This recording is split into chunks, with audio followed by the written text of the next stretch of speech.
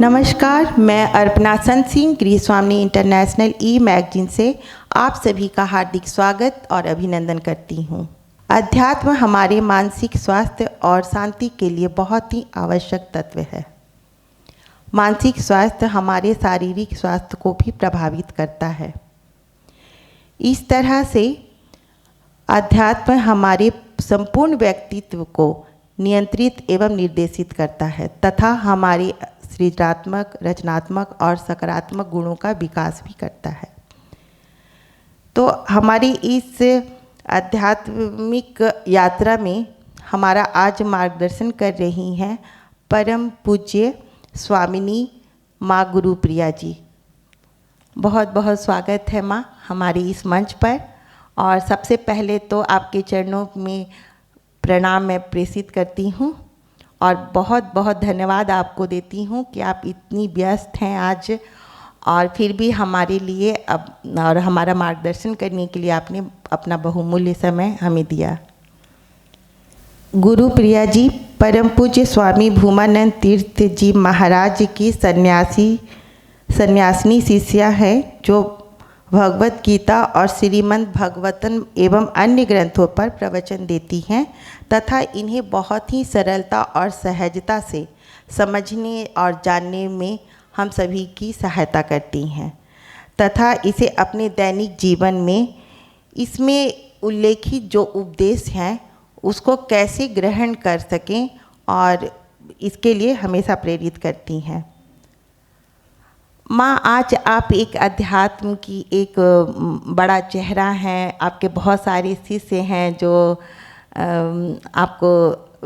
आपके जो प्रवचन हैं उससे आपको हमेशा सुनते हैं और उसको अपने जीवन में उतारने का प्रयास करते हैं। लेकिन हम जानना चाहेंगे कि माँ जो आज हैं उनका बचपन कैसा था? क्या आपको बचपन से ही अध्यात्म के तरफ रुचि था? बचपन का अगर हम सोचें तो हम ये बता सकते हैं कि बचपन से ही भगवान के प्रति विश्वास बहुत ही ज़्यादा था, क्योंकि हम वैसे ही परिवार में जन्म लिए थे और अपने माँ बाप और बाकी जो हमारे बड़े हैं उन सभी को देखते थे कि भगवान के ऊपर अटल विश्वास है। हमारी परिवार जो थी वो इतनी मंदिर जाना ऐसा करना नहीं था, पर घर में पूजा का आसन होता था और वहाँ पे रोज़ पूजा भी होती थी। और हम बंगाली हैं शरीर से, तो बंगालियों में सबसे बड़ी जो पूजा होती है दुर्गा माँ की, उस समय उसमें हम लोग बहुत ही भाग लेते थे। हम दिल्ली में बड़े हुए हैं, तो वहाँ पे जो जहाँ भी बंगालीस रहते थे, जैसे हमारे एरिया में भी, वो एक परिवार समान थे और दुर्गा पूजा हुआ करती थी। हमारी पूरा परिवार उसमें भाग लेते थे, हम लोग भी लेते थे। तो उससे माँ दुर्गा के प्रति बहुत एक अपनी माँ जैसी बहुत ही हम वो मेरे को प्यारी लगती थी। लगता था कि हम उनके बहुत करीब हैं। और वैसे भी बाकी जो पूजाएं होती थी बंगालीज़ में, काली पूजा भी बहुत बड़ा सा होता है, फिर शिवरात्रि वगैरह। हमारे घर के सामने एक मंदिर था, उसमें जन्माष्टमी बहुत अच्छी तरह मनाया जाता था। तो इसके कारण भगवान में जो विश्वास था वो हर एक मूर्ति में या भगवान के हर एक रूप में हमें एक ही जैसा लगता था, एक भक्ति।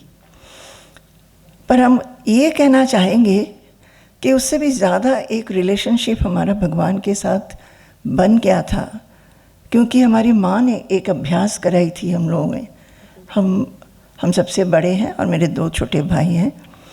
माँ ने हम लोग को सिखाया था कि रोज़ भगवान को पुकार के ये बोलना चाहिए प्रार्थना कि मुझे एक अच्छी बेटी बनाओ, एक make me a good daughter. तो हम बचपन में तो वो समझते ही नहीं थे कि गुड का अर्थ क्या है, अच्छा बनना का मतलब क्या होता है। हम तब समझते थे कि माँ की बातें सुनना, बड़ों की बातें सुनना, पढ़ाई अच्छी तरह करना, इतना ही समझते थे। पर वो जो एक उन्होंने कह दिया था कि प्रेयर करना है, प्रार्थना करना है, और वो सिर्फ वो भगवान की मूर्ति के सामने नहीं, वो कहते थे कि मन में भगवान है, उस भगवान को पुकार के तुम पूछना। तो हम बच्चे थे, स्कूल जाना, पढ़ाई करना, खेल कूद में भूल जाते थे कभी कभी, पर रात को ज़रूर सोने से पहले हाथ जोड़ करके हम भगवान के साथ बात करते थे, प्रार्थना भी करते थे। और उससे क्या हुआ, भगवान के साथ ना एक बात करने की अभ्यास बन गई जीवन में, कि वो सबसे प्यारे, सबसे निकट हैं, अंदर में रहते हैं। और भगवान ने भी ये कहा था कि वो तुम्हारे अंदर है।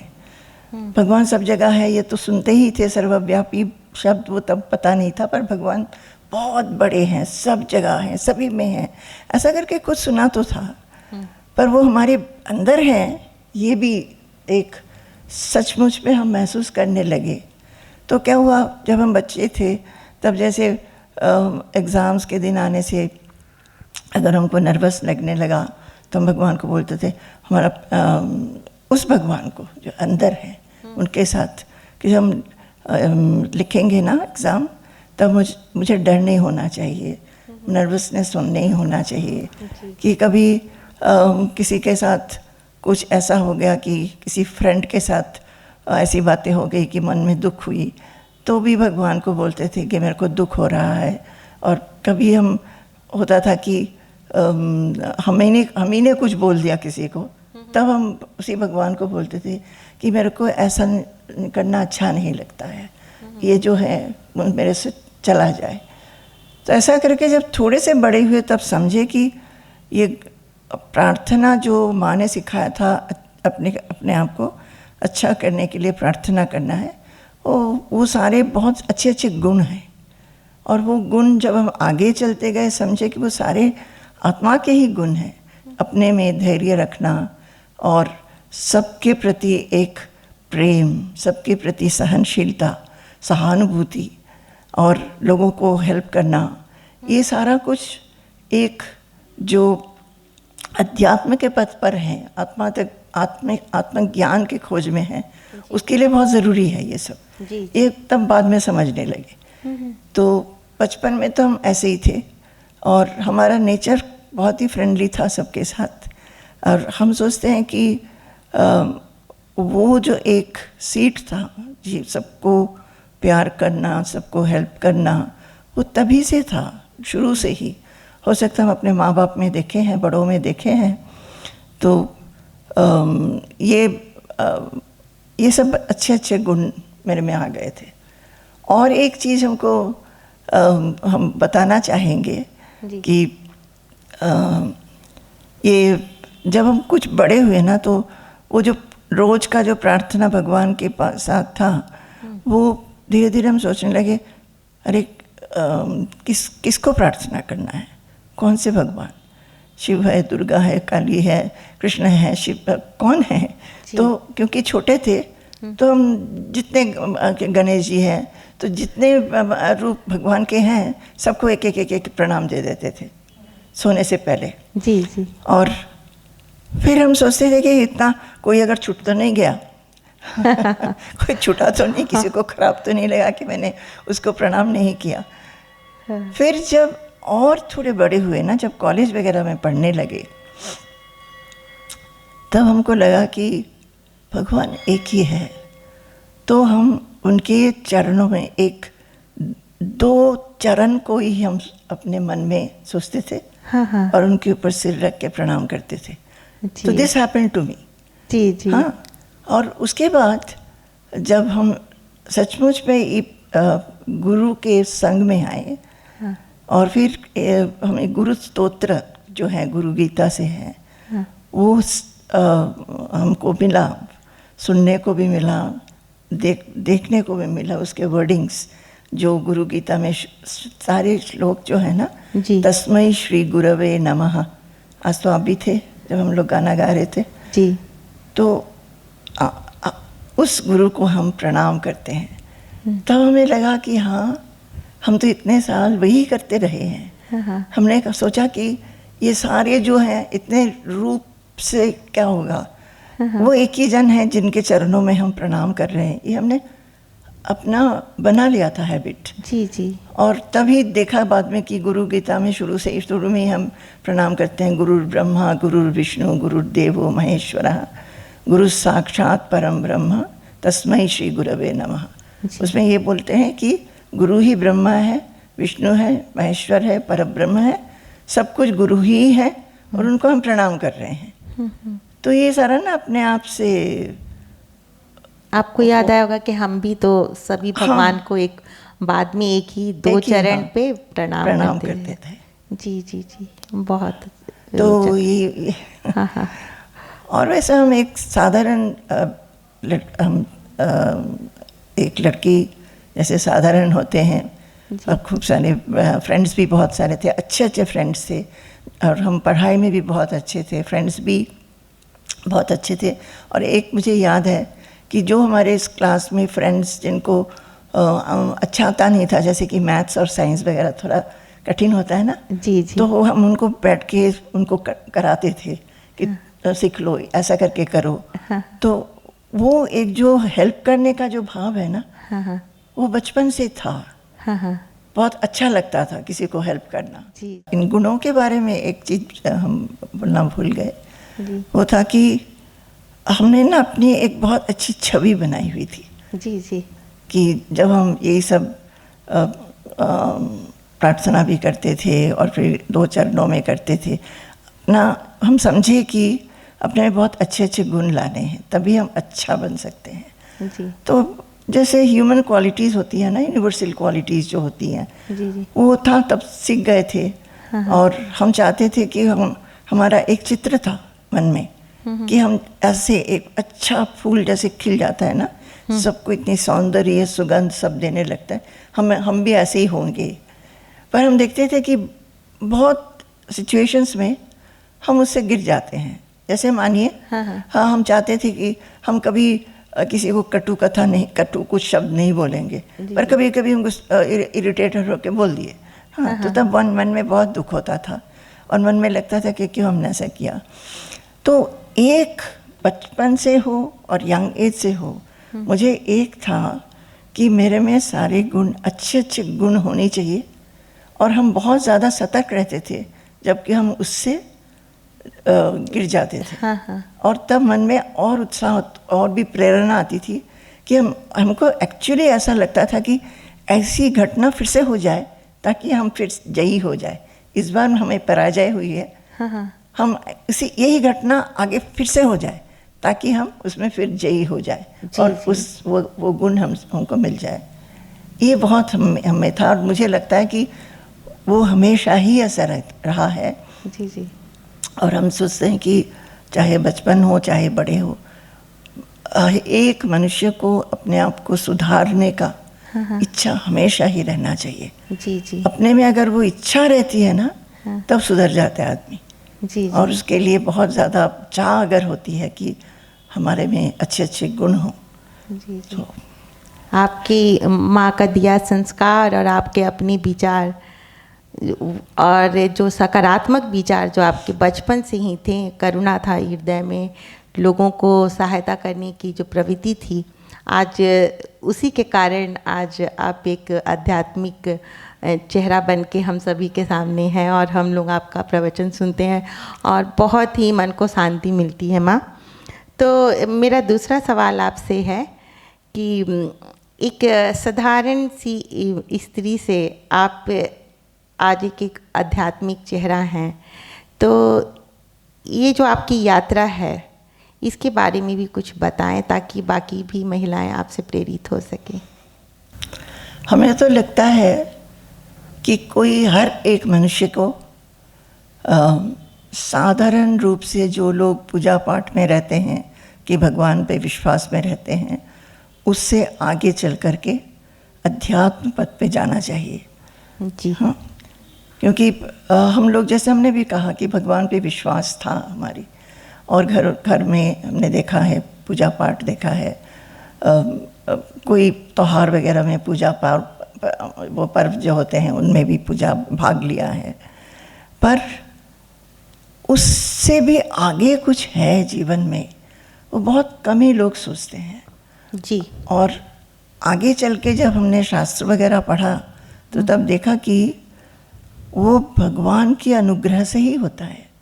जब कोई एक जना भगवान की कृपा को पा लेता है, तब उसमें ये सोच आने लगती है कि ये सारा क्या है, हम जो पूजा कर रहे हैं, हम दीप जला रहे हैं, आरती कर रहे हैं, कुछ मंत्र बोल रहे हैं और रोज रोज रोज रोज वही कर रहे हैं जी। तो उसके आगे कुछ है क्या? ये सब करके मुझे तो पूरी तरह शांति, पूरी तरह सुख, पूरी तरह निर्भयता नहीं है, तो इसके आगे कुछ है क्या? एक सोच ऐसा करके आना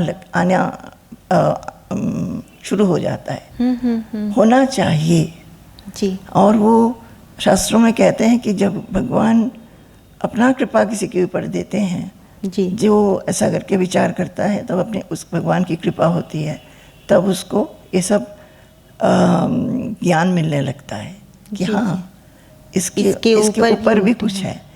तो तब क्या होता है, तभी कहते हैं कि हम जो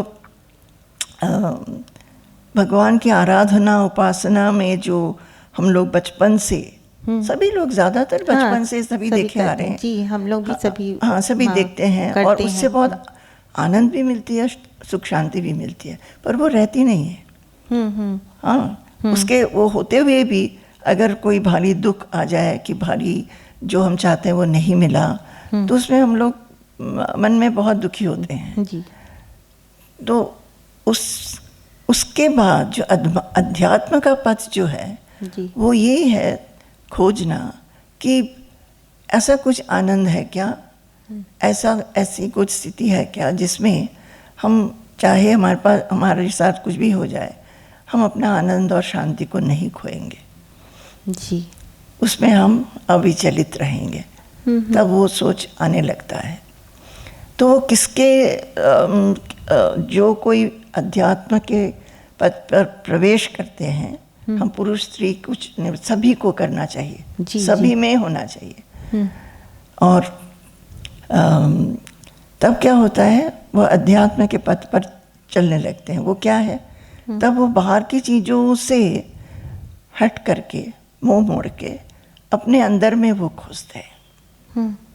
उससे सत्संग की प्रभाव होती है। वो कुछ पढ़ते हैं, उसमें समझ में आता है, नहीं तो किसी से सुनते हैं, उससे समझ में आता है कि वो जो एक शांति सुख है वो अपने अंदर ही है।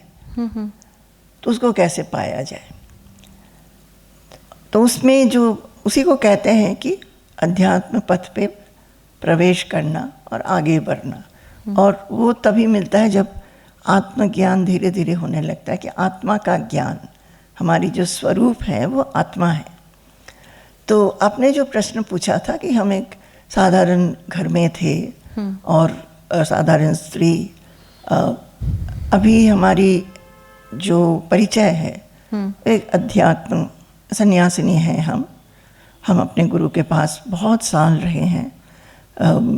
मैं 37 साल 37 ईयर्स तो उनके पास उनकी सेवा की है, उनके आश्रम में।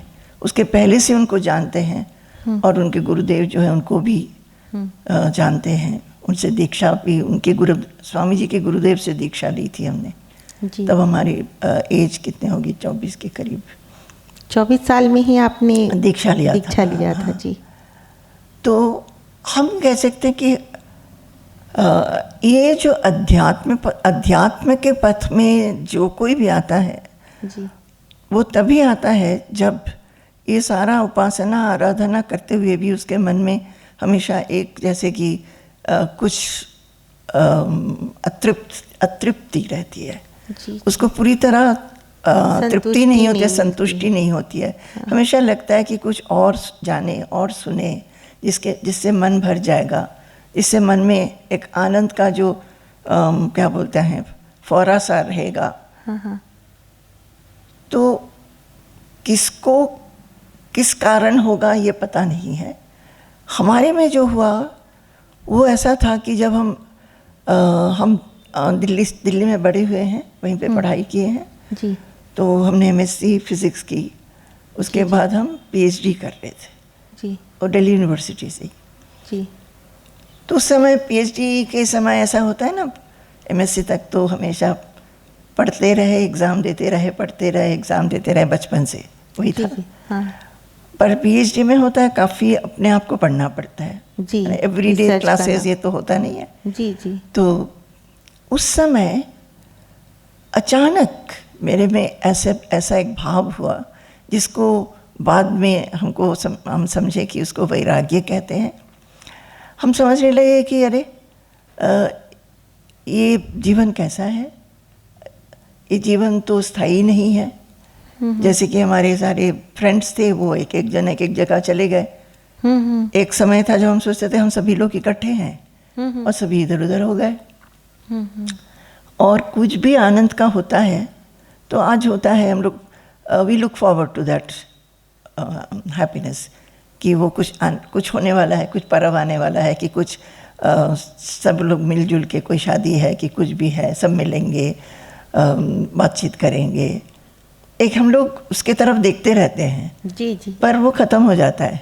हाँ हाँ, वो दिन इंतजार आती है, करते हाँ, हैं और दिन आता है, सेलिब्रेट करते, हाँ, खत्म हुआ। चाहे वो पूजा का हो, त्योहार का हो, पर्व का हो, अस्थाई होता है। अस्थाई है। हाँ तो हमको एकदम जीवन अस्थाई है तो सब जानते हैं जी पर हमको बहुत गहरी तरह वो लगने लगा कि अरे ये तो बिल्कुल अस्थाई है। हाँ। ये तो रहेगा ही नहीं।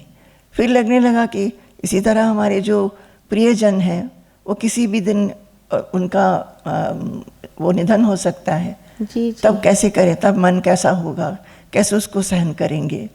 तो जब मन में ये सब भाव आने लगे कि जीवन अस्थाई है, तब हमें लगा कि पर जीवन में स्थायी कुछ है क्या, जी परमानेंट कुछ है क्या। जी जी तो हम ना ये जो एक क्वेश्चन मुझे इतना ज़्यादा घेर लिया था, इतना ज़्यादा सताया था कि हम इसमें किसी को नहीं बोल पाते थे। हमको लगता था कि हमारी माँ बाप को कहेंगे तो वो लोग बहुत ही चिंतित हो जाएंगे कि अब ये क्यों ऐसा सोच रही है, और अगर फ्रेंड्स को कहेंगे वो लोग भी बोलेंगे अरे क्या अब ये सब सोचने का क्या है।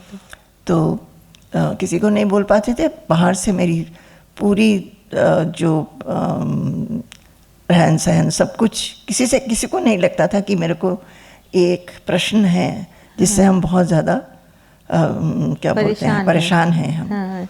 और रात को हम सोते हुए बहुत बार हमने कहा ना, भगवान हमारे लगता था कि वो हमारे साथ साथ है। मतलब आपके मन में आ गया था कि हाँ, ये अस्थाई है सारा सब कुछ जो मेरे इर्द गिर्द है।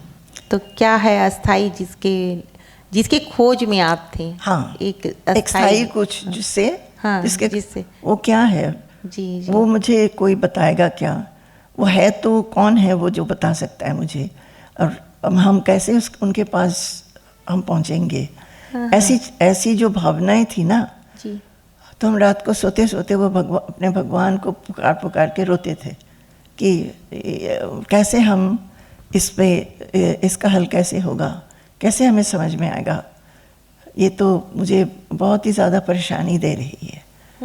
तो ऐसा जब होने लगा तब हमको ना स्वामी जी के जो गुरुदेव हैं बाबा गंगाधर परमहंस जी, वो वेस्ट बंगाल के हैं। उस समय वो काफ़ी एजेड हो गए थे, 80 इयर्स। गाँव में थे, दक्षिण खंड गाँव एक है मुर्शिदाबाद डिस्ट्रिक्ट में। अभी तो नहीं रहे वो। तो उनकी खोज मिली, हमने उनको चिट्ठी लिखी कि उनका एड्रेस मिला। तो हमने उनको चिट्ठी लिखी, उसमें हमने अपना ये सारा कुछ बताया कि मेरे को ऐसा हो रहा है, ऐसे चिंतन। और हमने ये भी बताया कि हम स्टूडेंट हैं, PhD कर रहे हैं। तो ये भी लिखा कि दीक्षा लेना ज़रूरी है क्या, क्योंकि बंगालीज़ में दीक्षा लेना बहुत कॉमन है, क्योंकि रामकृष्ण मिशन है ना। तो हम लोग शुरू से बचपन से रामकृष्ण देव की वाणी से, स्वामी विवेकानंद के वाणी से, माँ शारदा देवी के वाणी से बहुत प्रभावित हैं हम लोग।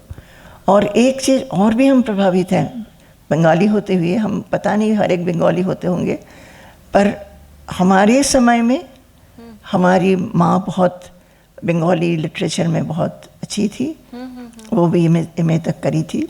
तो वो टैगोर के जितने रचनावली हैं वो हमारे घर में था। तो उसमें भी टैगोर के सॉन्ग्स में वो सारा कुछ ना भगवान को पुकारा हुआ सॉन्ग्स हैं, बहुत गहरी अर्थ हैं सभी की। तो वो भी बहुत हम लोग पढ़ते थे। ये नहीं कि माँ पढ़ाती थी, पर वो क्योंकि किताबें आती रही तो हम देखते रहे। हाँ, घर में है तो लंबी लंबी गर्मी की छुट्टियाँ होती थी। जिज्ञासा रही होगी तो हाँ, जिज्ञासा रही। तो ऐसी कुछ कुछ गाने, कुछ कुछ रचनाएं तो उस समय इतना नहीं समझे होंगे, पर दिल में जाके छू जाता था। हाँ, तो ये सब होता था। तो इसीलिए हमने जब बाबा को लिखा, बाबा ये भी बताया कि दीक्षा लेना ज़रूरी है क्या, क्योंकि बंगाली में बहुत लोग दीक्षा ले लेते हैं। हाँ, जब भी माँ बाप थोड़ा सा वो बच्चे बड़े हो जाते हैं ना, तब गुरु करते हैं। हाँ। रामकृष्ण मिशन में हो कि ये भारत सेवाश्रम संघ हो कि गौरी मठ एक है, माता आनंदमयी उनका, बहुत लोग हमारे उधर भी हमारे माँ बाप के जो फ्रेंड्स थे कई लोगों ने लिया हुआ था। तो हमने लिखा कि दीक्षा लेना ज़रूरी है क्या, क्योंकि हमको तब पता चला था कि एक गुरु हैं जो इसमें मार्गदर्शन दे सकते हैं। हमारी माँ ने बताया था, उनकी एक फ्रेंड थी हमारे उधर एरिया में ही रहती थी दिल्ली में, कि उन्होंने दीक्षा लिया है वृंदावन में जा कर के। उनका ना पूरा इतना उनमें परिवर्तन आया है। एक तो भक्ति में पढ़ती हैं, रोज़ भगवान का कुछ पढ़ती हैं और जो सुनाती हैं। तो माँ ने बहुत ही उनको प्रेज़ करके हमको बताया था। तो बाबा को जब हमने बाबा गंगाधर परमहंस जी को, उनको जब चिट्ठी हमने लिखा, और किसी ने कहा था कि सेल्फ एड्रेस्ड एनवेलप भेजना चाहिए, क्योंकि वो तो कुछ करते नहीं हैं, तो जितना उन पर बोझ कम हो, तो अपना एक सेल्फ एड्रेस्ड इंडियन लेटर भेज दो, तो उसी में वो लिख देंगे, तो आंसर आ जाएगा उधर से। जी। तो हम रोज़ देखा करते थे कि वो आया है कि नहीं। तो जब आ गया 7 दिन के अंदर उनका लेटर आया, वो शेकी हैंडराइटिंग था। जैसे ही देखा कि वही आ गया है, तो हमारे आँखों में से इतने आंसू गिरे। मुझे लगा कि उन्होंने मुझे एकदम एम्ब्रेस कर लिया है, तभी ना उन्होंने उत्तर दिया है। जी जी। हाँ हाँ, ये बड़ी बात भी थी। हाँ। तो फिर उन्होंने लिखा था कि उन्होंने ऐसा करके लिखा था, संबोधन ही ऐसा था, मागो, बंगालीज में हिंदी में भी बोलते होंगे, जैसे छोटी बच्चियों को ना माँ करके बुलाते हैं। तो फिर उन्होंने लिखा कि तो हम रोए बहुत, क्योंकि उन्होंने उनका संबोधन ही, मेरे नाम से संबोधन नहीं किया था, उन्होंने संबोधन किया मागो, मैं माँ करके। तो हम तो 24 साल के थे, 24 साल होने वाले थे। तो उन्होंने कहा कि, उन्होंने लिखा था कि ऐसा सोचना बहुत भाग्य का बात है, ये ऐसी वैराग्य, पर अभी तुम छोटे हो, पढ़ाई कर रहे हो, सब खत्म करो और जो तुम्हें चाहिए वो सब कुछ मिलेगा। और दीक्षा के बारे में उन्होंने बताया कि सभी विद्या पाने के लिए गुरु की आवश्यकता होती है ना। कुछ भी हम सीखते हैं तो कोई हमें सिखाता है बच्चे को। फिर धीरे धीरे जब एक बच्चे को अगर चलना भी सीखना होता है तो किसी का हाथ पकड़ के ही चलना सीखता है, फिर सुन सुन के बोलना सीखता है। और जब पढ़ाई करते हैं तब स्कूल में डाला जाता है, चाहे वो माँ बाप टीचर क्यों ना हो, वो लोग एक स्कूल में डालते हैं, खुद नहीं पढ़ाते। तो इसीलिए सबसे जो बड़ी विद्या है ये ब्रह्म विद्या जिसको कहते हैं। जो ब्रह्म विद्या क्या है उन्होंने नहीं लिखा था। वे ब्रह्म विद्या के लिए भी जो सबसे परम विद्या है ब्रह्म विद्या, उसको जानने के लिए भी कोई गुरु करने की आवश्यकता है। और गुरु करने से अहंकार चूर्ण होता है, ये उन्होंने लिखा था। क्यों? बाद में हम इसको समझा रहे हैं आपको कि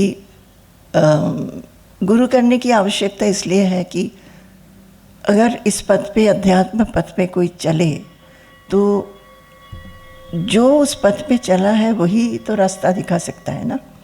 जैसे मुझे यहाँ से अगर विष्णुपुर जाना है तो जो विष्णुपुर का रास्ता जानता है वही लेके जा सकता है शॉर्टकट में, और नहीं तो हम इधर उधर घूमते रहेंगे। तो इसीलिए जिन्होंने अपने आप को जाना है, ब्रह्म विद्या है जानना कि मैं एक शरीर हूँ, शरीर नहीं हूँ, मैं आत्मा हूँ, और यही आत्मा हर जगह है, ब्रह्मन जिसको बोलते हैं। सभी के अंदर यही एक ही आत्मा है। उसको आप ब्रह्मन कह सकते हो, भगवान कह सकते हो, परमात्मा कह सकते हो, पर है वो सर्वव्यापी एक ही, अद्वय, उसका कोई दूसरा नहीं है, सब जगह समान रूप से वही है। ये तो बहुत बाद में हमने समझे, पर मेरे में एक चीज़ शायद है, शुरू से ही स्कूल से लेके अभी तक गुरु जो बोलते हैं ना उसको हम एकदम से ग्रहण करके उसी तरह करने की एक हमारे में एक स्वभाव शुरू से है। तो उन्होंने बोला कि हाँ गुरु ब्रह्म विद्या में गुरुकरण करना ज़रूरी है, वो हमने मान लिया कि हाँ करना ज़रूरी है, उसमें नो क्वेश्चन, हाँ वो करना ही है। और उन्होंने कहा कि अहंकार चूर्ण होता है, तो अहंकार कैसे चूर्ण होता है। फिर हम सोचे कि जब हम, जैसे हम स्कूल में भी जाते हैं ना, जिसके पास हम पढ़ाई कर रहे हैं डेफिनेटली उनको हम अपने से ऊंचाई समझेंगे, सुपीरियर, तभी उनका सुनेंगे। तो अपना जो अहंकार कुछ भी हो, जो हमने कुछ भी सीखा है तो उसका नहीं रहता, अपना अहंकार नहीं रहता। मानिए कोई मैथ्स टीचर आपको सिखा रहे हैं कि इस सम को आप इस तरह करो, और आप उसमें बोलते हो नहीं मेरे को ज़्यादा अच्छा पता है, तो वो तो नहीं चलेगा ना। तब आप तो गुरु को अपने से छोटा कर दिया। गुरु आपको अच्छी तरह सिखाएंगे किस तरह उसको करना चाहिए। तो अहंकार जो है उसका गुरु करने से एक किसी को हम अपने आप से बहुत ऊंचा समझते हैं, जो कि सब समझते हैं हर एक किसी का मन और बुद्धि में क्या हो रहा है, और उसको ठीक तरह वो मार्गदर्शन करके किस तरह उस गंतव्य में वो जा सकते हैं जहाँ पे सुख, शांति, आनंद हमेशा के लिए होगा। ये उनका रोल होता है गुरु का, समझे आप? हाँ, तो ये हमारे में हमें ये हुआ कि जब जैसे ही उन्होंने चिट्ठी लिखी, हमने उनको अपना गुरु बना लिया मन से, और फिर खूब सारी चिट्ठियाँ लिखते रहे, और वो भी 3-4 लाइन उत्तर देते थे। उन्होंने तब मुझे एक मंत्र दिया चिट्ठी में। उन्होंने बोला कि अब तुम पढ़ाई करो, उसी में मन लगाओ, पर एक तुम सेंटेंस को हमेशा जपते जाओ। वो एक बंगाली सेंटेंस था, उसका मतलब ये था कि हे प्रभु मुझे दीक्षा दो। बोले कि अगर तुम्हें दीक्षा मिलनी है तो ये जप करते करते, और तुम जितना भाव से उसको करोगी तब किसी ना किसी दिन तुमको दीक्षा मिलेगा। और उसको हम बहुत जप किए हैं। जी, हाँ, जी। तो ये हमारा रहा कि कैसा करके हम इस पद पे आए। जी, गुरु पे आपका अटल विश्वास रहा और गुरु भी आपकी पूरी सहायता की। हाँ, अटल विश्वास रहा। जी। और हमें हमेशा ये था कि गुरु जैसा चाहते हैं हम वैसा हाँ, होंगे। पूरा अनुकरणीय हाँ, आप हैं। हाँ। मतलब जो गुरु कहें तो उनका बात और कभी टाले नहीं। गुरु का ऐसा ही होता है, जैसा करके वो चाहते हैं कि एक शिष्य आगे बढ़े, वो भी चाहते हैं कि ये जो अध्यात्म का पथ है ना, इसमें बहुत ज़रूरी है कि मन को शुद्ध बनाएं। शुद्ध का क्या है? मन में ऐसी अवगुणों की क्या बोलते हैं, अवगुण नहीं होना चाहिए, भावना नहीं आना चाहिए, सकारात्मक आना चाहिए। हाँ। ताकि मन शांत हो जाए। जी, तभी ना हो सकता है। हम लोग क्यों बहुत ज़्यादा दुश्चिंता में पड़ जाते हैं, कि भय में पड़ जाते हैं, क्योंकि हमारे मन में हमेशा एक होता है कि बहुत कुछ को लेके हम चिंतित होते रहते हैं, इसीलिए मन शांत नहीं रहता, अशांत। हाँ। पर अपने में अपना जो स्वरूप है, ये हमारा जो स्वरूप आत्मा है, वह अपरिवर्तनशील है और वो है ही है। जैसे माँ ने सिखाया था, जब ये तुम्हारे अंदर है। हाँ। बाबा ने भी अपने चिट्ठी में लिखा था, उन्होंने लिखा था मुझे, फर्स्ट चिट्ठी में भूल गए बताना। उन्होंने लिखा था कि भगवान तुम्हारा अंतरे आछेन, भय नहीं, डरो मत, भगवान तुम्हारे अंदर है। तो हम जो माँ ने सिखाया था वही देखा कि ये भी बोल रहे हैं, गुरु भी बोल रहे हैं। तो भगवान के साथ बात करना, ये बहुत, भगवान को हम दूर नहीं देखते थे कभी। जी। हमको लगता है कि हमारे अंदर हैं। जी। पर अंदर होते हुए भी हमको इस बात की विचार बहुत आने लगी कि हम भगवान को अंदर लगता है कि जैसे मेरे अंदर हैं। और फिर भी क्यों हमारे में कभी कभी गुस्सा आता है, कभी भय होता है। एक भक्त को कैसा होना चाहिए? भगवान, अगर हम अपने आप को भगवान के करीब समझते हैं तो ये जो दुर्गुण है वो क्यों नहीं जा रहा है? समझे आप? जी। तो आगे बढ़ते हुए देखा कि इस आत्मज्ञान के लिए, अध्यात्म ज्ञान के लिए मन की शुद्धि ही बहुत ज़रूरी है। शुद्धि क्या? ऐसे जो अवगुण हैं, दुर्गुण हैं, उनको हटाओ और जो अच्छे हैं उनको लाओ, अपनाना, ताकि मन शांत हो जाए। मन शांत होने से अपने आप अपनी स्वरूप की अनुभव होगी। क्यों? जैसे मैंने एक बर्तन है जिसमें बहुत एकदम स्वच्छ पानी रख दिया, उसमें एक पत्थर रख दिया, तो पत्थर दिखेगा।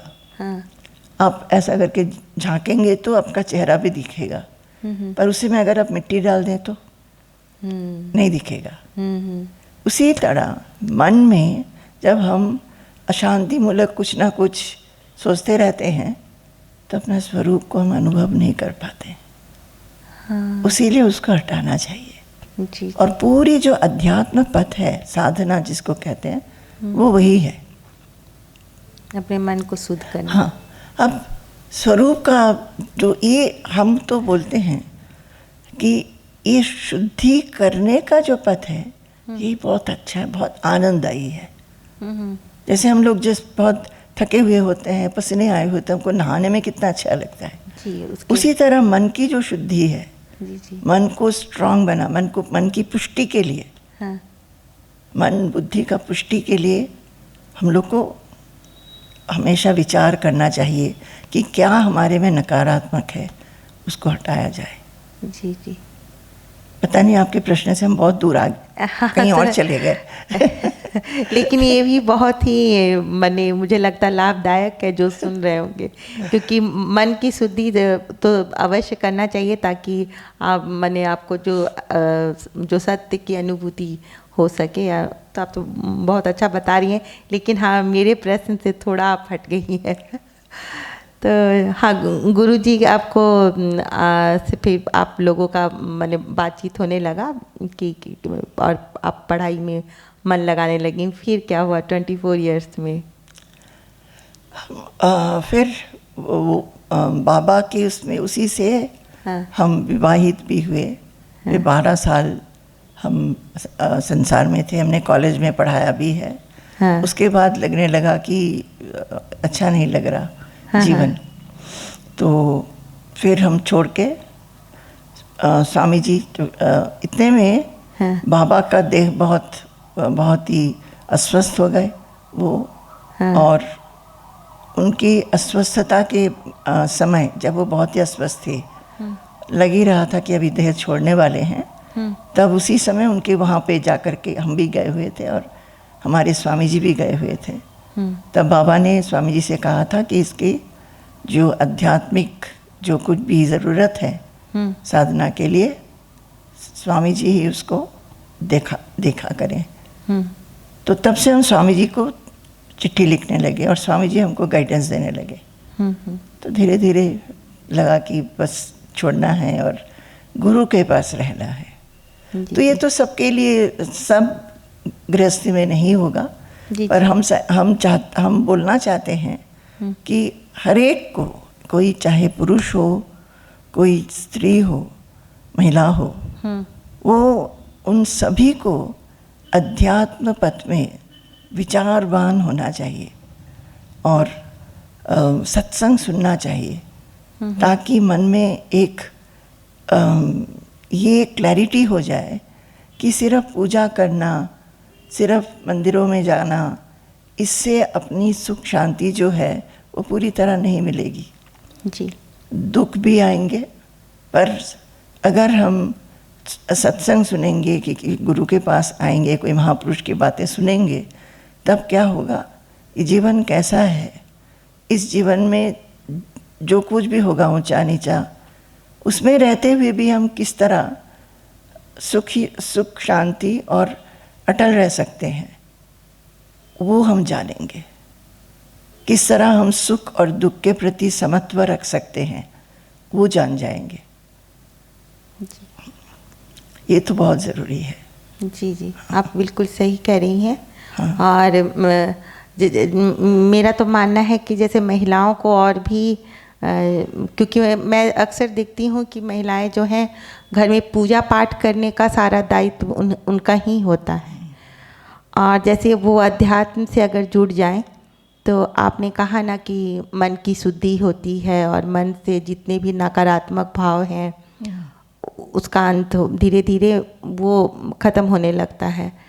तो अगर ये कि जैसे हम सभी जानते हैं कि जो नारी है वो ना केवल परिवार की बल्कि समाज की भी आधारशिला है, तो उनका अध्यात्म से जुड़ना शायद ज़्यादा फ़ायदेमंद है, क्योंकि हमारे भावी पीढ़ी के लिए भी है, वो बच्चों का लालन पालन भी उसी हिसाब से करेंगी। जैसे आपके भी जीवन से हम ये सीख सकते हैं कि आपकी माँ ने ही एक छोटा सा बीज जो है आपके अंदर डाला था कि जो ईश्वर है वो सभी जगह है और तुम्हारे अंदर भी है, जो आपके गुरु भी बाद में उसको कहें।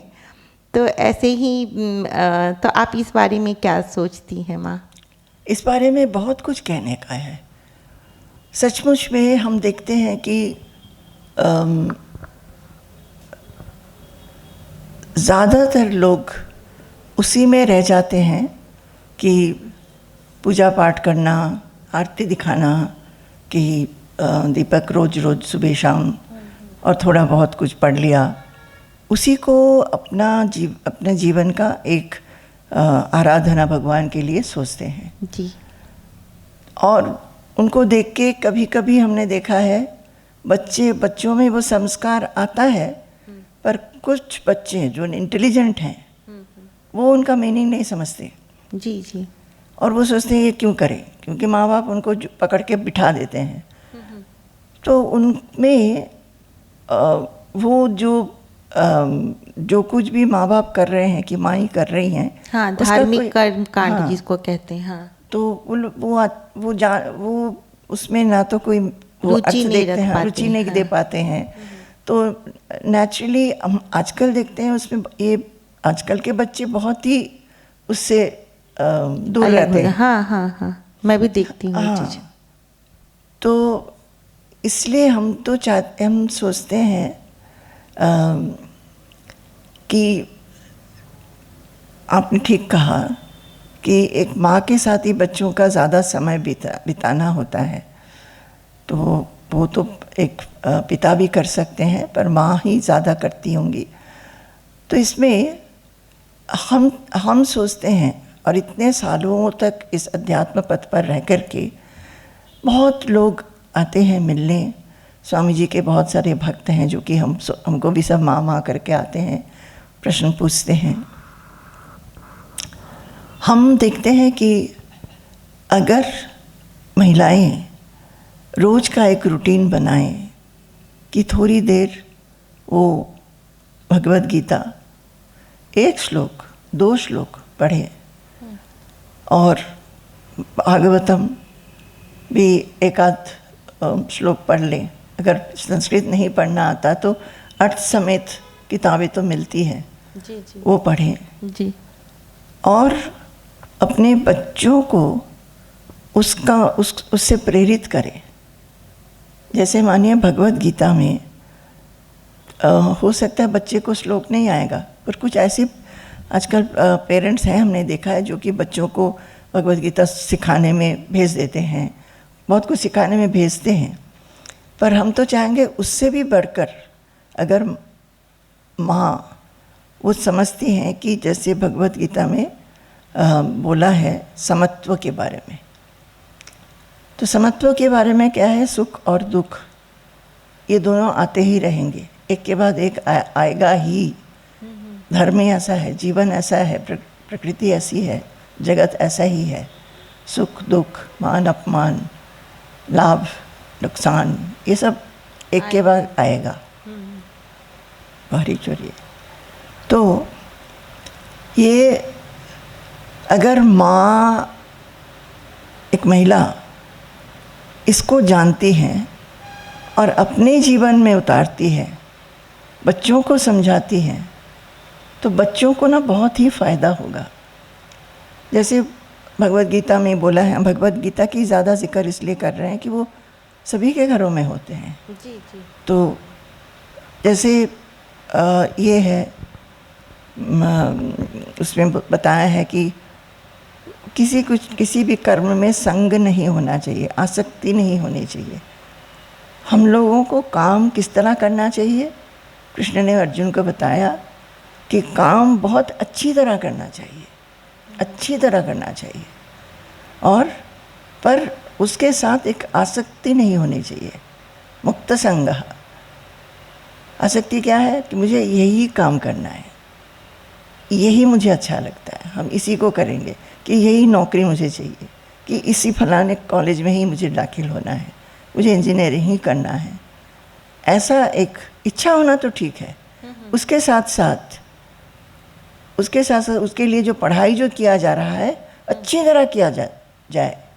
पर ये पता होना चाहिए कि अगर ये नहीं भी मिल सकता है, नहीं मिलने से क्या होगा, दुख, वो दुख से डूब ना जाए। तो माँ बाप को चाहिए कि बच्चों को ये सब सिखाएं कि देखो जीवन में ऐसा हो सकता है, जीवन में यही नहीं कि सिर्फ इसी से तुम्हारा भलाई हो, किस चीज़ से क्या भलाई होएगी वो कोई बता नहीं सकता है, पर तुम जो कर रहे हो, करना चाह रहे हो, पढ़ाई वढ़ाई सब ठीक से करो, और उसका जो कुछ भी फल होगा तो फल होगा, उसको भी मान लेना चाहिए, फिर आगे बढ़ना चाहिए। हम ज़्यादातर देखते हैं कि बच्चों के साथ साथ माँ बहुत पीड़ित रहती हैं। बच्चे को नौकरी नहीं मिल रहा है, बच्चे को एडमिशन नहीं मिल रहा है, वो बहुत परेशान है, वो बहुत परेशान है, ऐसा करके आशीर्वाद दे दीजिए, आशीर्वाद दे दीजिए। तो हम तो चाहते हैं कि आशीर्वाद तो ज़रूर सभी लोग चाहते हैं, भगवान से आशीर्वाद चाहते हैं, महापुरुषों से आशीर्वाद चाहते हैं। आशीर्वाद से भी ज़्यादा जो एक माँ को समझना चाहिए कि मेरा मन इतना ज़्यादा चिंतित क्यों हो रहा है, हमें इस चिंता से मुक्त होना चाहिए। समझे? हाँ हाँ हाँ। और वही बात बच्चों को समझाना चाहिए कि बचपन से हमें लगता है कि हमने भी ये अपने माँ बाप से सीखा था। जी जी। कि जी। अब अच्छी तरह करो, करने के बाद जो होगा उसका फल वो होगा। उससे अपना कर्म पूरी तरह से ईमानदारी से करनी करनी चाहिए। और बाकी ये जो होगा वो उसमें भी have to इतना take it. निराश नहीं होना चाहिए, एक ही लक्ष्य के पीछे नहीं भागना। जीवन में जो भी परिस्थिति सामने आए तो उससे उसको सामना करना चाहिए। हाँ, जूझने के लिए, और निराश नहीं होना चाहिए, इसका तात्पर्य यही हुआ। तो और भी हम चाहते हैं कि महिलाएं वो ज़्यादातर होता है लोगों का, अगर हम देखें कि आलतू फालतू बातों में और आजकल के दिनों में फ़ोन से बहुत ज़्यादा समय बिता लेते हैं लोग। वो ना करके अगर पढ़े थोड़ा सा भागवतम, थोड़ा सा रामायण महाभारत, उसमें से कुछ कुछ सुनाए बच्चों को, तो ना हमारी संस्कृति उसमें उनमें रहेगी। नहीं तो आजकल हम देखते हैं कि बच्चों में संस्कृति है नहीं, बहुत कम, बहुत कम। अब चाहे जैसे हम लोग बचपन से सारे वो रामायण महाभारत के जो चरित्र है ना, वो सब जानते हैं। हाँ हाँ। सबको पूछे हमारे एज के कि हमारे बाद भी वो सब जानते हैं कि ये हुआ था, युद्ध में ये हुआ था। पर आजकल के बच्चे इतने नहीं जानते हैं। तो महिलाओं को करना चाहिए। आपसे ही कह रही हैं, आजकल की माँ भी जो है ना बच्चों को सिर्फ चाहती हैं कि वो अपना पूरा ध्यान जो है ना वो केंद्रित करें अपनी पढ़ाई पर। हाँ, इसीलिए वो सब ये चीज़ें वो तो हमारे माँ बाप भी चाहते थे, वो भी चाहते थे, पर वो बाहर की दुनिया के बारे में भी सोचने के लिए प्रेरित करते थे, अपने आप बताते थे। अभी ज़्यादातर हम देखते हैं कि वो खुद अगर अपने मन को अध्यात्म के पथ पर लाएं, ये सिर्फ नहीं कि सुबह उठ के एक बार दीप जला लिया, आरती दे दिया, फल फूल दे दिया, वही हमारी पूजा खत्म होगी, भगवान के साथ हमारा संपर्क खत्म, अभी तुम अपना काम करो, वो नहीं। भगवान हर समय हमारे साथ हैं, हर जगह हैं। ये एक भावना अगर बचपन से महिलाएं दे सकती हैं बच्चों को, तो वो बच्चे भी बहुत अच्छी तरह अपना मन बुद्धि का प्रयोग करके आगे अच्छी तरह बढ़ सकेंगे। हर एक बच्चे को आजकल हम देखते हैं जो हमारे पास आते हैं, सब बहुत ज़्यादा प्रेशराइज्ड, स्ट्रेस्ड, क्योंकि पढ़ाई इतनी बढ़ गई है और वो लोग नहीं समझ पाते। उनको एक प्रेशर दिया जाता है, माँ बाप में भी ये प्रेशर रहता है कि तुमको यही करना होगा। जी जी। तो वो लोग हल नहीं समझ पाते हैं किसी चीज़ का। अभी हाल ही में 1-2 जन का हम जानते हैं कि उनका इतना ज़्यादा प्रेशर है 12th क्लास का और एंट्रेंस का कि नर्वस ब्रेकडाउन हो गया है बच्चों का। तब parents, grand parents Swami ji के साथ बात कर रहे हैं। तो ये कैसे इससे हम पार कर सकेंगे इस समस्या को। जब पेरेंट्स हो, ग्रैंड पेरेंट्स हो, वो भी जाने कि इतना प्रेशर देने का ज़रूरत नहीं है, या तो तुम पहले 12th पास करो, हाँ, फिर एंट्रेंस दे दो, दोनों एक साथ ही करना है और यही करना है। ये भाव माँ बाप में थोड़ा कम हो तो बच्चों को ना वो रिलैक्स्ड होके पढ़ सकेंगे। और बच्चों को उनकी जो वो क्या चुनना चाहते हैं, हाँ, वो जो चुनाव करे उसमें ही मेरे ख्याल से माँ बाप को भी खुश होना चाहिए कि ठीक, हाँ, है, ठीक है, वो जो चाह रहे हैं वही करें। हाँ। लेकिन आप सही कह रही हैं कि वो माँ बाप ही ज़्यादा प्रेशराइज करते हैं बच्चों को। 1 साल भी वेस्ट नहीं होना चाहिए तुम्हारा। हाँ, वही होता है। जी माँ, आप जैसे भगवत गीता और श्रीमद् भागवतम और अन्य ग्रंथ पे भी प्रवचन देती हैं, तो हम आपसे ये जानना चाहते हैं, जैसे आपने कुछ इसके बारे में अभी भी बताया इस संदर्भ में, लेकिन ये इसका ज्ञान क्यों होना चाहिए, इन ग्रंथों का ज्ञान आम लोगों में? आम लोगों में ये इस ग्रंथ का ये होना चाहिए। अब तक जो हमने बोला, जैसे भगवत गीता से हम जान सकते हैं कि हमारा स्वरूप जो है वो आत्मा है, जो नित्य है, शाश्वत है, अपरिवर्तनशील है, निर्भय है, जिसमें कभी भी कुछ वो अचल है, कुछ उसमें लेपन नहीं है। लेपन क्या, जैसे हमारे में लेपन हो जाता है ना, कुछ सुख की बात हुई तो बहुत ज़्यादा हम लोग को आनंद होता है, दुख का हुआ तो उसमें मन में एक दाग हो जाता है, किसी ने कुछ कर्कश शब्द बोल दिए तो उसमें एक दाग हो जाता है। हाँ। तो ये हमारा स्वरूप वो है, और इसीलिए हम दुनिया में जो कुछ हमको सामना करना पड़ रहा है, हम क्योंकि सोचते हैं कि हम ये शरीर हैं तो हम उसमें लिप्त हो जाते हैं। तो ये तो एक अध्यात्म ज्ञान है। उसके बाद में इसको जानने से, ज्ञान को जानने से, कर्म करते हुए किस तरह हम इस ज्ञान को ला सकते हैं, भगवद गीता में हर एक अध्याय में बताया है। और ये भी बताया है कि समत्व ज्ञान एक होना चाहिए, संग रहित होना चाहिए, कर्म फल जो है वो भी एक यही फल चाहिए मुझे, ऐसा करने से कोई फ़ायदा नहीं है। इसको बार बार अर्जुन को समझाया है। और आगे ये भी कहा है कि भगवान सर्वभूत में है, वो सर्वव्यापी सर्वभूत में।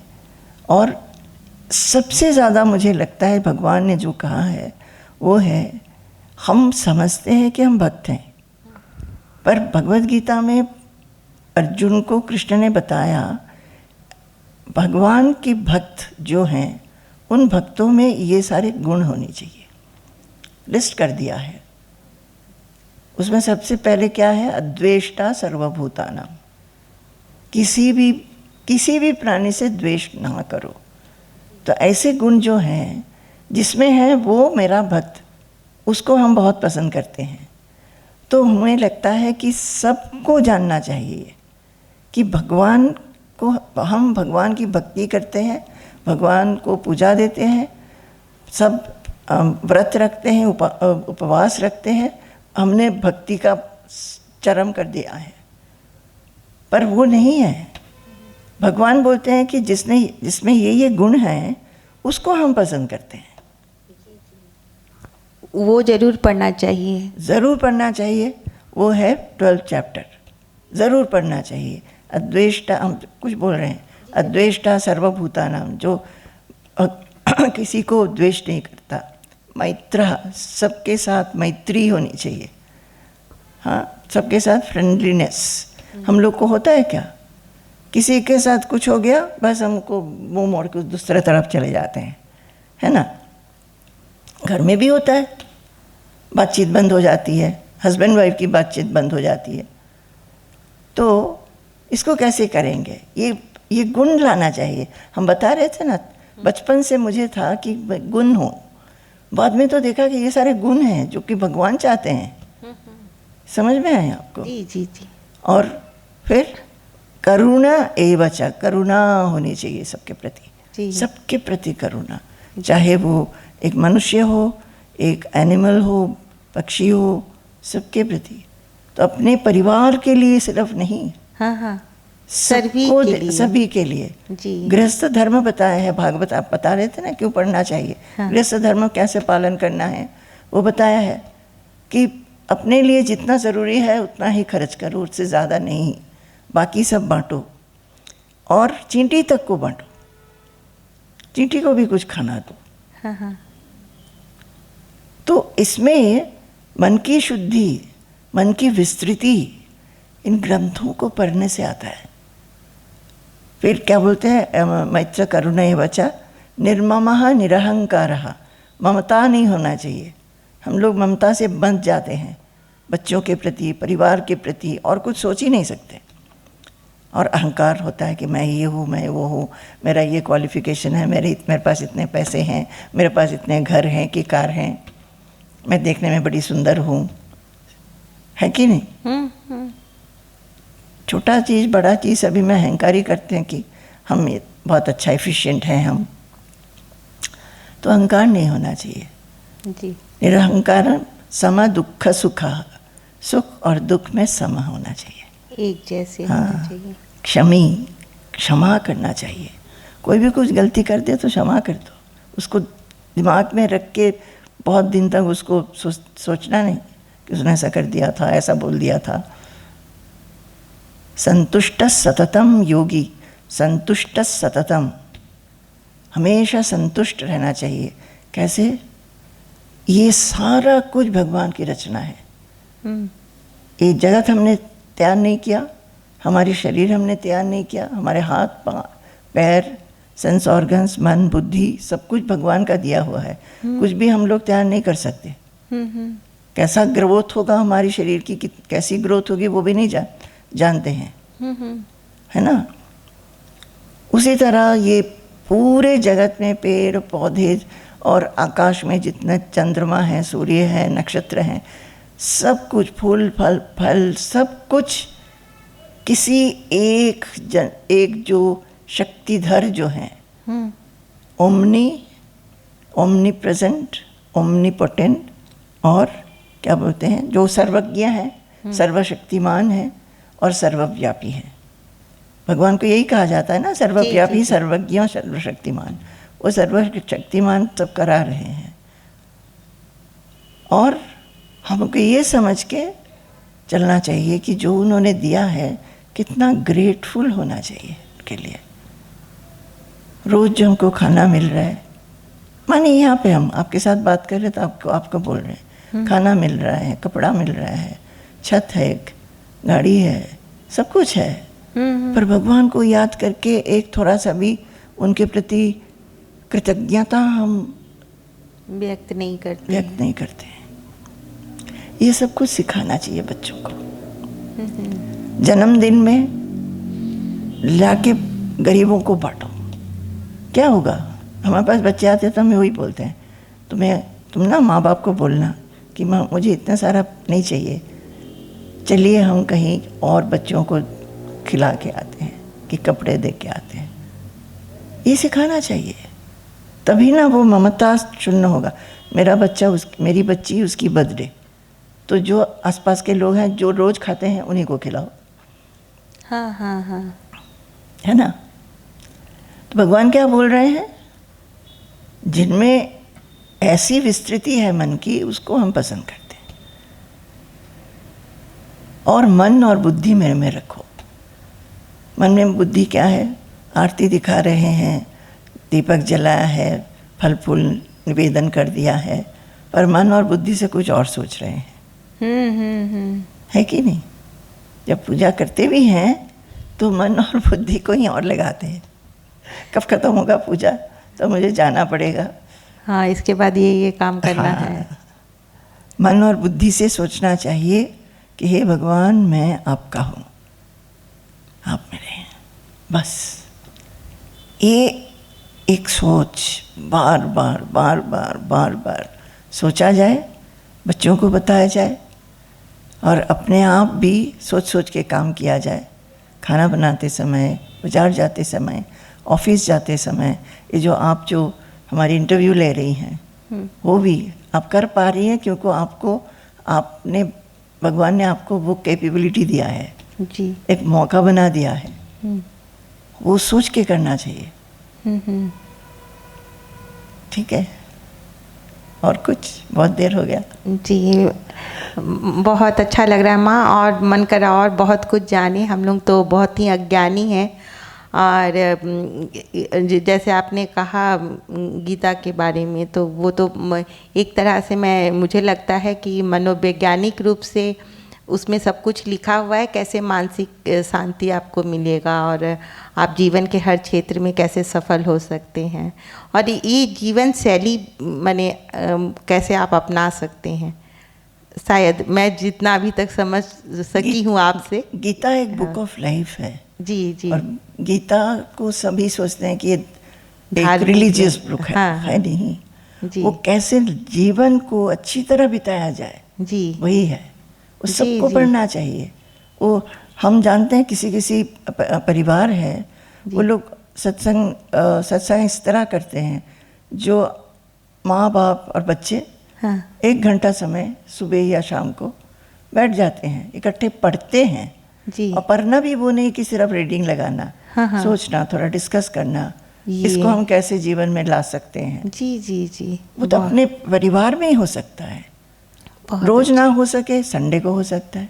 जी वैसा एक दिनचर्या अगर हमारे जीवन में, हमारे परिवारों में एक माँ प्रेरित होके और माँ बाप दोनों मिलके अगर करें तो हर एक परिवार में आप देखेंगे बच्चों में बुद्धि बहुत क्या बोलेंगे शार्प हो जाएंगे। उनमें भरोसा, अपने ऊपर सेल्फ कॉन्फिडेंस बढ़ेगा जी, और वो भी सीख जाएंगे कि नर्वस नहीं होना है। किसी भी परिस्थिति में नर्वस नहीं होना है। हमने अपने माँ को कहा था, माँ ने तो इतना हमको, अब कह रहे थे ना, माँ ने बीज दे दिया था। जब हमको गुरु मिल गया और गुरु से हम सत्संग सुनने लगे, फिर हमने एक बार माँ को कहा था काफ़ी बड़े होके कि आपने बहुत कुछ दिया है, एक अच्छा जन्म परिवार, एक अच्छा परिवार में जन्म भी हुआ, अच्छा एजुकेशन दिया है, आपने बहुत चाहा कि हम अच्छी तरह पढ़ें, और एक विश्वास भगवान के ऊपर, ये सारा कुछ आपने दिया। और फैमिली भी बहुत अच्छा था, बहुत open family, honest and righteous. ऐसे हम माँ बाप दोनों से हम लोगों को मिला था कि किसी भी कारण हम सत्य से नहीं हटेंगे। तो पर आपने मुझे सत्संग नहीं दिया, क्योंकि वो खुद उनको नहीं कभी मिला, हाँ। तो वो कभी मेरे को कोई महात्मा के पास नहीं लेके गए हाँ हाँ और सत्संग में बिठाए, ऐसा कभी नहीं हुआ। हाँ हाँ हमने बोला कि पर हमें जब मिला हाँ तब हमको समझ में आया कि एक बहुत कम उम्र से ही इसको करना चाहिए। हाँ क्योंकि मानिए चाहे हमको स्कूल कॉलेज में क्या सिखाते हैं कि एक सब्जेक्ट सिखा देते हैं ना, जी जी जी तो सब्जेक्ट, हर एक सब्जेक्ट हमको सिर्फ कैरियर के लिए सिखाते हैं। जी जी। हाँ, उससे बुद्धि शार्प होती है, हम्म। नो डाउट, पर कोई नहीं सिखाता है, ना घरों में, ना बड़े जो हमारे होते हैं माँ बाप हो कि जो हमारे गुरुजन हैं, ना ही हमारे टीचर सिखाते हैं कि मन अगर अशांत होगा, मन में अगर नर्वसनेस होगी, मानो एग्ज़ाम के हॉल में गए, देखा कि क्वेश्चंस सारे ठीक से लिखना नहीं आएगा, वो जो एक नर्वसनेस, उसको कैसे पार करोगे, उसको कैसे हैंडल करोगे, वो कोई सिखाता नहीं है, है ना? जी जी जी। हाँ। ये बिल्कुल आप सही कह रही हैं। तो ये हमारा जो एजुकेशन सिस्टम है इसमें है नहीं, जी पर पुराने दिनों में था। गुरुकुल में बच्चे जाते थे, गुरु ये सब सिखाते थे। ये हमारा जो ग्रंथ है ना, शास्त्र ग्रंथ है, उसको पढ़ा के सिखा देते थे कि कैसे अविचलित रहना है। आत्मा का ज्ञान तभी दे देते थे, और अभी नहीं देते हैं कोई। अभी और सिर्फ स्टडी का ज्ञान, स्टडी का हाँ, ज्ञान, एक सब्जेक्ट जो है, और मन और बुद्धि का प्रयोग करके किस तरह विचार करके हमको उसी विचार से तो हम सोच सकते हैं कि ये मुझे नहीं करना चाहिए, कि ये मुझे करना चाहिए। मुझे डरना नहीं चाहिए, क्योंकि कभी भी होगा, कभी कुछ ठीक होगा, कभी कुछ नहीं होगा। ऐसा नहीं कि हर बार हम ही फर्स्ट होंगे। हाँ हाँ, हमेशा मन के अनुरूप तो कार्य नहीं होंगे आपके सामने, और परिस्थितियाँ होंगी। जी जी। तो ये अभी एजुकेशन सिस्टम में अगर शुरू से किया जाता तो बहुत अच्छा होता। जी, और हम जी, तो चाहेंगे कि तो अभी के माँ वगैरह, हमारे पास जो भी आता है हम उनको कहते हैं, पर ज़्यादातर अपना ही उसी में चलते हैं। बच्चों को वही करियर के पीछे वो भी भागते हैं, और बच्चों को भी भगाते भी हैं। जी जी। बच्चों हम का सभी दौड़ रहे हैं। नहीं, माँ बाप देखिए, माँ बाप जो हैं, they are the supreme wellwisher of the children. जी जी। और हमें लगता है कि वो नहीं समझते हैं हाँ हाँ किस तरह उनकी भलाई होगी, किससे हाँ कैरियर से भलाई होगी, वो समझते हैं, तो उसी में उनको प्रेरित करते हैं। जी, पर जी। उससे भी आगे कुछ है, वो खुद नहीं जानते हैं, इसीलिए नहीं सिखा सकते। जी जी। जो खुद ही अज्ञानी है वो क्या सिखलाएंगे। अम्मा, तो एक अंतिम प्रश्न आपसे चाहूँगी कि आप संदेश क्या देना चाहती? वैसे तो पूरा बातचीत ही माने संदेश ही है आपका, लेकिन फिर भी कुछ संदेश देना चाहें विशेष रूप से? संदेश हम एक श्लोक से देंगे। जी।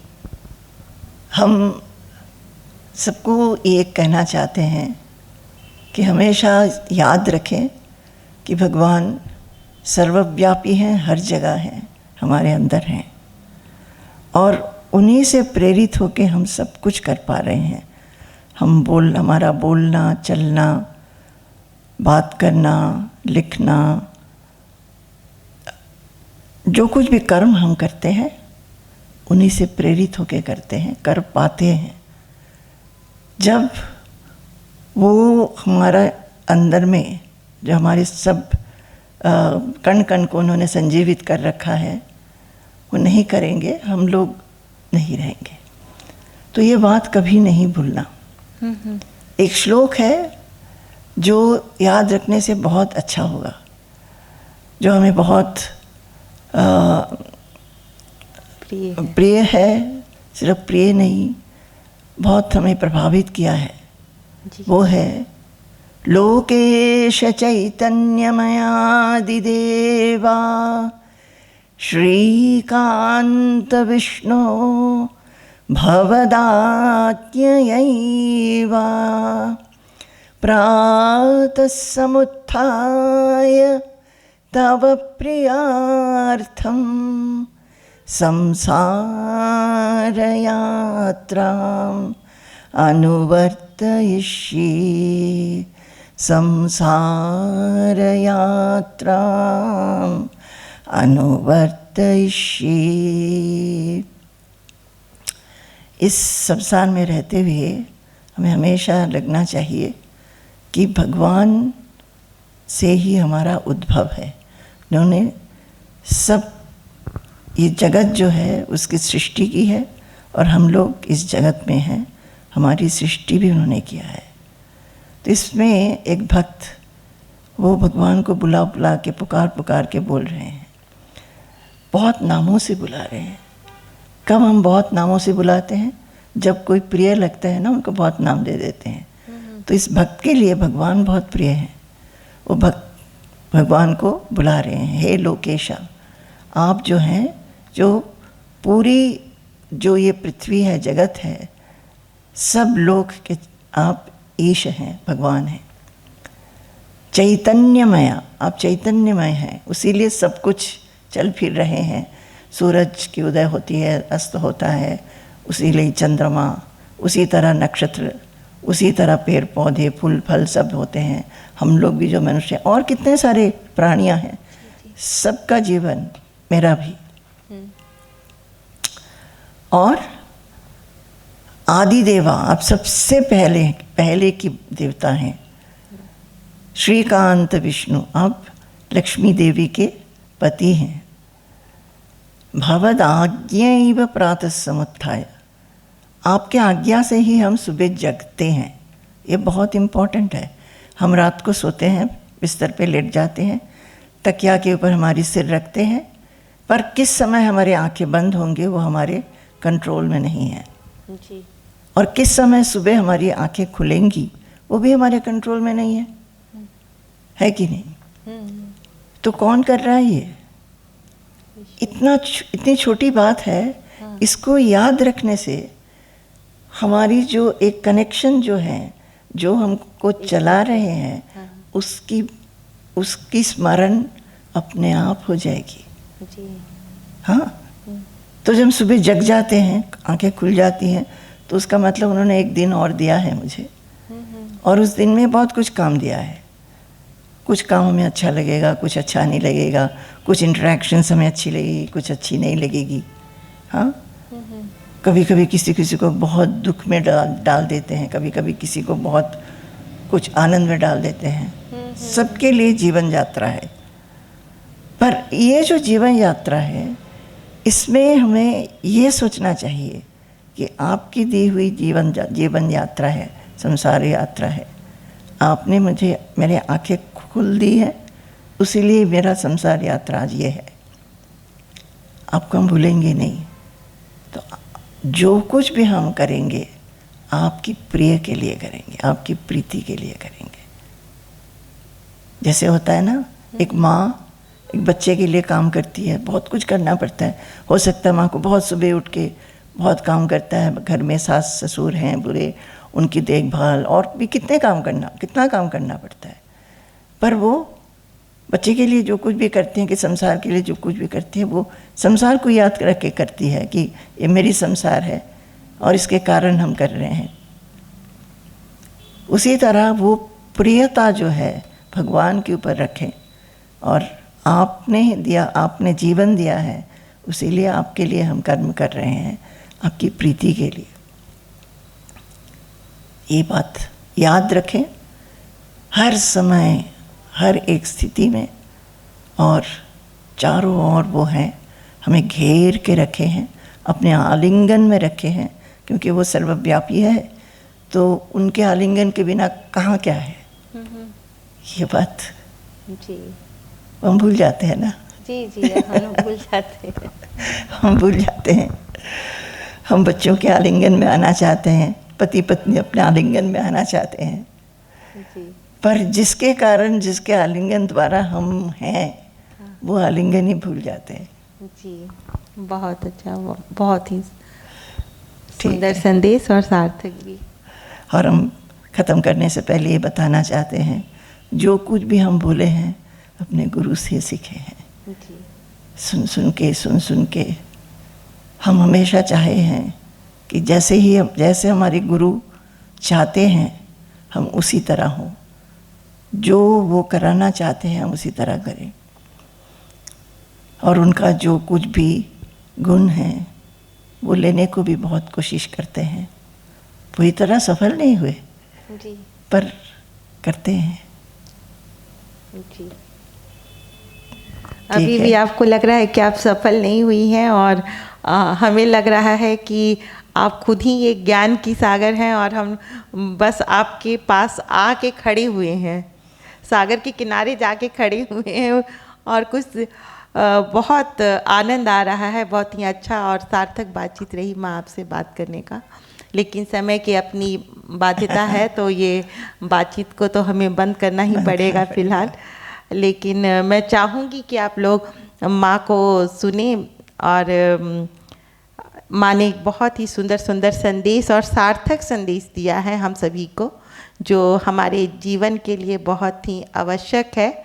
और मैं जैसे कि आप माँ भी कह रही थी और आप खुद भी इस बातचीत के दौरान समझ सके होंगे कि अध्यात्म से जुड़ना धार्मिक कर्म कांड करना नहीं है। ईश्वर पे आस्था रखिए और अध्यात्म से जुड़िए। भगवत गीता है, श्रीमद् भागवत है, और अन्य भी कई ग्रंथ हैं, धार्मिक ग्रंथ, इसको आप पढ़िए और कुछ सीखिए और अपने जीवन में उतारिए, और जीवन के हर क्षेत्र में सफल और शांति आपको मिलेगी, सफलता और शांति मिलेगी।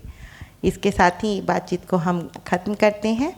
बहुत बहुत धन्यवाद माँ, आपने बहुत बहुमूल्य समय हमें दिया, जिसके लिए हम आपके कृतज्ञ हैं। बहुत बहुत धन्यवाद आपका, और दर्शकों का भी जो हमें सुन रहे हैं। हम एक बात और बताना चाहते हैं। जी माँ, जरूर। सत्संग करना बहुत ज़रूरी है। सत्संग में आने से ही ये चीज़ें बार बार सुनाई देती है। तो आजकल जैसे कहीं भी कोई महात्मा कुछ कह रहे हैं तो वहाँ पे जाके सुनना चाहिए। यूट्यूब में बहुत आती हैं, वो सुनना चाहिए, और अपने आप भी पढ़ना चाहिए। और एक श्लोक हम और भी कहेंगे, उसमें 2 लाइन ही बोलेंगे हम, जरूर, जिसमें भगवान ने कहा है कि भगवान नहीं, भक्त कहता है कि का चिंता मम जीवने यदि हरिर्विश्वम्भरो गीयते नोचेत अर्भक जीवनाय जननी स्तन्यम कथम निस्सरेत इत्यालोच्य मुहुर्मुहुर्यदुपते लक्ष्मीपते केवलं त्वत्पादाम्बुजोपासनं न त्वत्पादाम्बुजचिन्तनेन सततं कालो मया नीयते। ये है कि का चिंता मम जीवने, मेरे जीवन में चिंता क्या है। यदि हरिर विश्वम्भरो गीयते, हरि का नाम विश्वम्भर है ना, वो पूरी पृथ्वी का धारण करे हुए हैं, उसको वही देखते हैं। अगर श्री हरि भगवान विष्णु, उसको कुछ भी कहो, वो अगर इस पृथ्वी को धारण किए हुए हैं जगत का, तो मेरे जीवन में चिंता ही क्या है। उनका नाम जो विश्वम्भर रख दिया है। हाँ, नोचेत अर्भक जीवनाय जननी स्तन्यम कथम निस्सरेत। अगर वो सृष्टिकर्ता जो हैं वही पालन नहीं करते, भगवान ही सबका सृष्टि करते हैं, पालन करते हैं, संहार भी करते हैं ना, तो जो सृष्टि करता है वही पालन करते हैं। अगर वो पालन नहीं करते होते तो जब एक बच्चा का जन्म होता है माँ के गर्भ से, तब माँ के स्तन में दूध कैसे आता है? हाँ, उनको मालूम है कि एक बच्चे का मैं जन्म दे रहा हूँ तो उसको पीना होगा कुछ, तो वो उसके खाने पीने का भी सब कुछ भगवान ही करके रखते हैं। जी, व्यवस्था वहाँ पे भी है जी। तो इसीलिए भी दोनों श्लोक जुड़े हुए हैं जी। हमेशा याद रखना है कि वही है, वही है, वही है हमारा भरोसा, हमारा आश्रय। तो इस श्लोक में बोल रहे हैं, तो इसीलिए इस चिंतन को लेके मैं सब पूरा समय जो कुछ भी मैं करता हूँ, इस चिंतन मेरे दिमाग में रहता है कि आपने सारा कुछ कर रखा है मेरे लिए, मेरे को चिंता करने की। तो एक खराब समय भी आ सकता है, तभी भी सोचना चाहिए ये भी वो कटा देंगे, ये भी ख़त्म हो जाएगा। ये भी वक्त गुजर जाएगा। जी जी। तो वही है, ये एक कि हम आलिंगित हैं, ये भावना हमेशा रखे, हमेशा बच्चों को बोले, क्योंकि ये महिलाओं के लिए है। तो बता रहे हैं कि बच्चों को अपने आप फील करें, और बच्चों को भी हमेशा बोले कि एक जन है जिसके कारण हम लोग जन्म लिए हैं, वो हमारी देखभाल भी कर रहे हैं। हमको लगता है कि माँ पापा कर रहे हैं, पर असल में वही कर रहे हैं, और हम सभी उनसे आलिंगित हैं। बहुत सुंदर, बहुत सार्थक।